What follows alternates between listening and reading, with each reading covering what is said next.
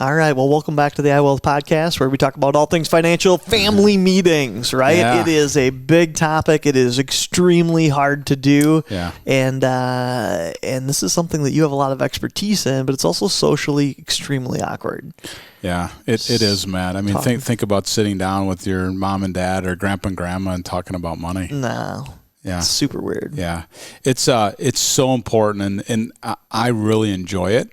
Okay. They're hard meetings. Some are hard. Some go great. Some are hard. But it's so important that a mom and dad sit down with their kids at some point in life and articulate the plan. So hopefully, first of all, they've already have a plan, right? They've got their wills and trusts and those things in order. But secondly, they need to articulate it. And that's where the problem comes in if they don't. So, you know, I've seen it all over the board where mom and dad die. I've got kids calling before dad's in the ground, asking about the money and the situation, and we shoo them away until after the funeral and come back in, and then, you know, maybe upset because it wasn't equal. And we've talked on these podcasts about equally versus equitably. Yep. And so, you know, I've had business owners that have one son, let's say, we'll pick on the son that's in the business with him, and then maybe a son and daughter that's not in business. Yep. And I've had it where he buys a life insurance policy for the two kids that are not in the business. And when he dies, son A that's in the business gets it all. And B and C that he loves equally aren't going to be treated equitably because they weren't in the business with them, and they're going to get a life insurance policy and get some tax-free money. Yep. That works on paper, great. Here's where it doesn't work.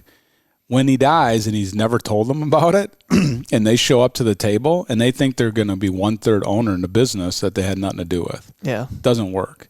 So what I always talk about was mom and dad to get everybody around the table, have the conversation. If they feel you're going to be a jerk, do it to their face. Yep. So that they know it's not the brother that's in the business that's the jerk. It's dad that wants this to happen. Yeah. It's it's dad and mom's wishes. Yep. This happens with farms a lot, where you've got some on the farm and some off of the farm, and how do you treat everybody? Yep. Once you get there, you just got to articulate it, because the bottom line is this. I always say we have to do this because we want your kids to get around Thanksgiving Day table together. Yeah, and not be hating being there. That's right. Or not even show up. Yeah. Yep. Yeah, or not even make it to the table. So I know we have a better success rate of them getting along when mom and dad are dead, because I've been through this, if mom and dad articulate the plan. Sure. So then the question is, like, when? You know, I've got a daughter that's 10. Do I tell her the plan, or what do you know? So obviously the kids need to be old enough. Mom and dad kind of need to be old enough. They've got to kind of have been on some vacations and did their things, and maybe they're in their mid-70s or their 80s or something in that nature, and they have the plan put together on paper. It's done, but now they need to articulate it.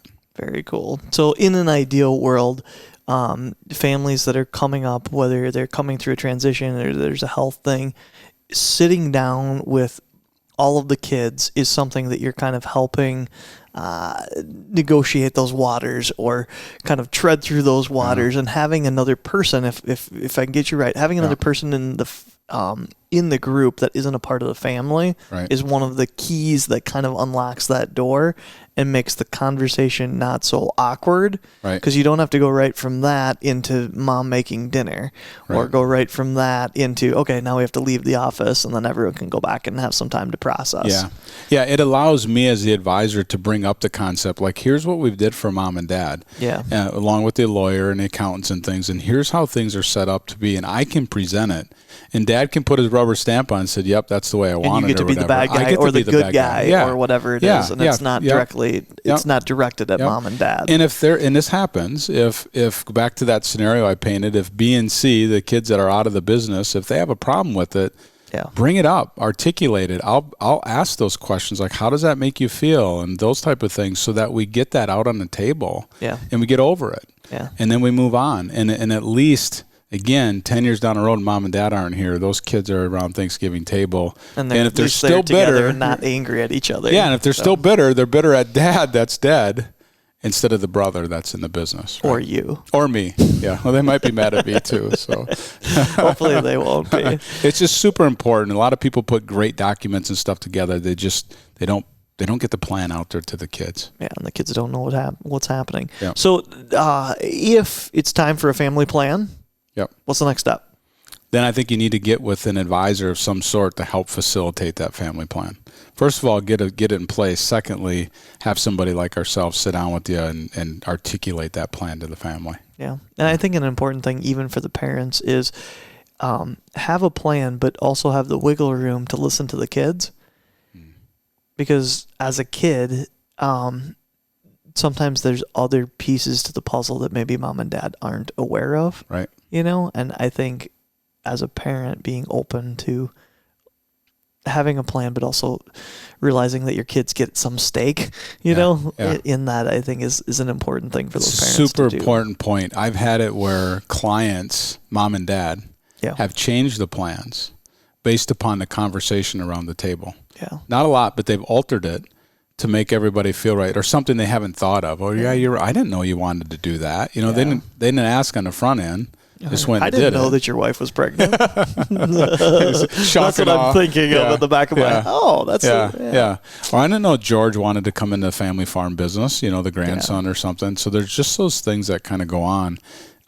It's just talking makes sense. No different than my spouse, right? If you're mad at each other or whatever, you got to have a conversation. A little family tune-up. That's what they shouldn't call it, a family meeting. They should call it a family tune-up. There you go. I think you should rebrand it that way. Yeah. So, all right. If you need a family tune-up, or you just had a disaster happen, leave it in the comments, and somebody from Iowa will reach out to you, and hopefully you can make some steps in the right direction. You bet. Thanks, Matt. Later.